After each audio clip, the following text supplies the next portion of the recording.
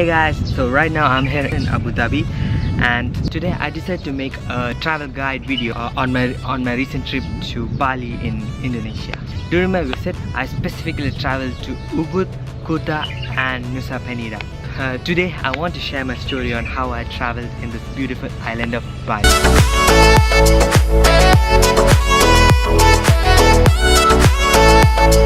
Before I start, if you have not subscribed to my video, please click the red button below so you won't miss my next video. So basically, I landed in Bali from Malaysia where I had a 7-hour transit.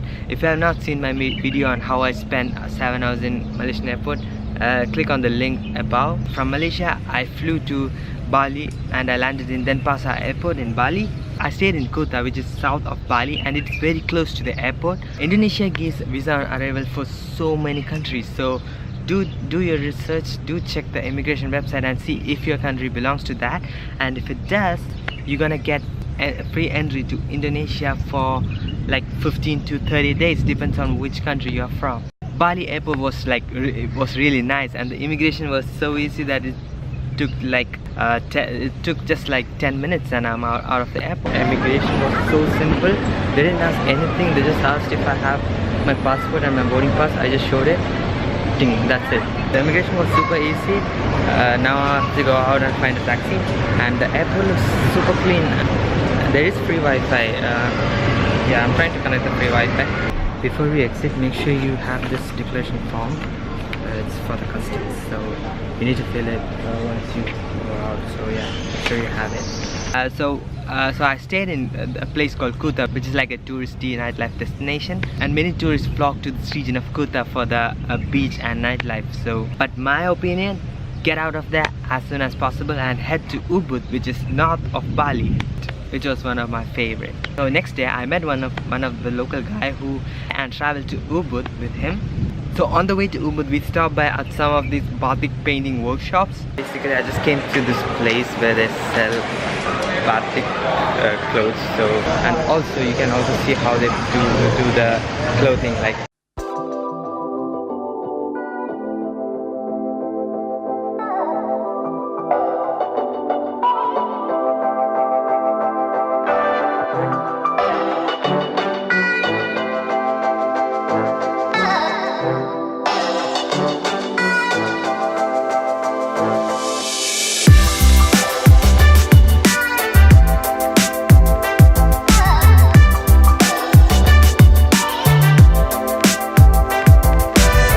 Pretty cool to see how they do this amazing drawing on the fabrics.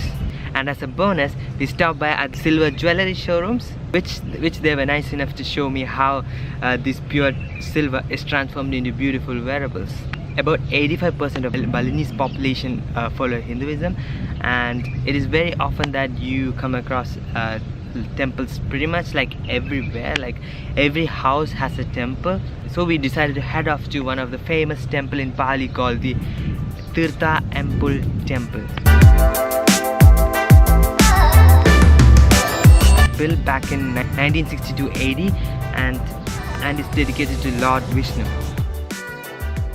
This temple is famous for its holy spring water, which is stored in a bathing structure in the temple compound. These are basically all spring water. So these are spring water, right? This is the holy spring water. Holy spring water. The temple name literally translates to Balinese water temple, where people come to bath in this holy spring water for purification.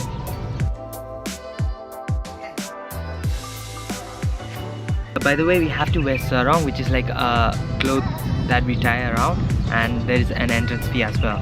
The temple was so amazing that my mind was melted away by the serenity of this temple, which we literally forgot to have lunch. So later we got hungry and we headed over to have lunch in this most amazing view I ever had.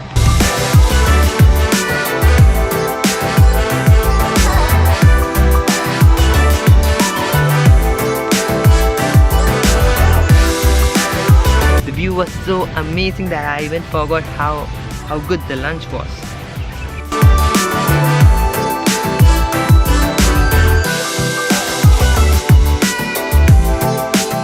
later we head on to Ubud, one of the UNESCO's World Heritage Site, which is the Tegalalang.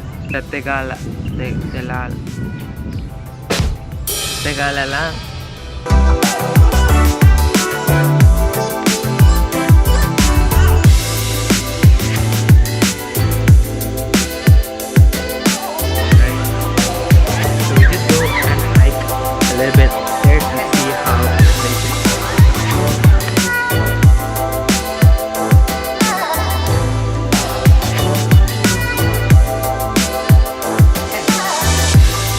I basically came to the top.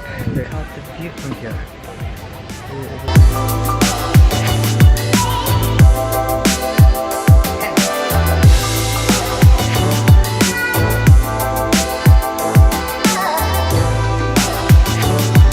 So now I'm kind of like going down. It's like very steep path. So we have to go all the way down to that place. The place alone offers a scenic view with this amazing paddy fields, amazing paddy fields, and it's so green. The place is a bit touristy. You're gonna see a lot of shops and vendors who are gonna sell stuff. So after a small hike and a lot of pictures, we headed over to the famous monkey forest. So guys, we are here at the Ubud monkey forest. These are the guidelines. Like they have monkey forest Ubud, and they do have some guidelines here. So yeah.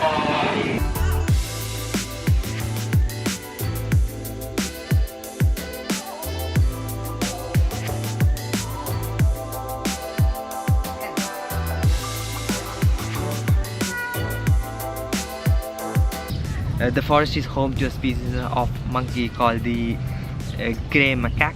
The forest is very near to the Ubud town. You can also make them sit on the shoulder, like if you show the banana, they're gonna jump on your shoulder and have the banana, and you can take a picture, but it's on your own risk. These are wild animals. They're gonna be really aggressive and they're gonna give you a nasty bite, so be careful. You're scared of monkeys? Yeah, a little bit.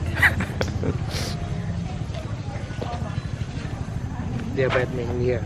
Is it? Yeah. Oh. But not in this area. In another temple, another forest.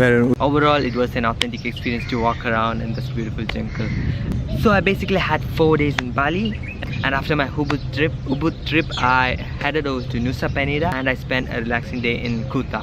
So I'll be posting more videos on how I spend my day in Nusa Penida and also in Kuta. Make sure you subscribe to my channel. If you're planning to travel to Bali, and if you have any questions on how to travel to Bali, just leave me a comment below, or you can follow me on Instagram and just drop me a message there, and I'll reply to your queries. So yeah, I just want to say, like, you only live once, so follow your dreams. So yeah, bye.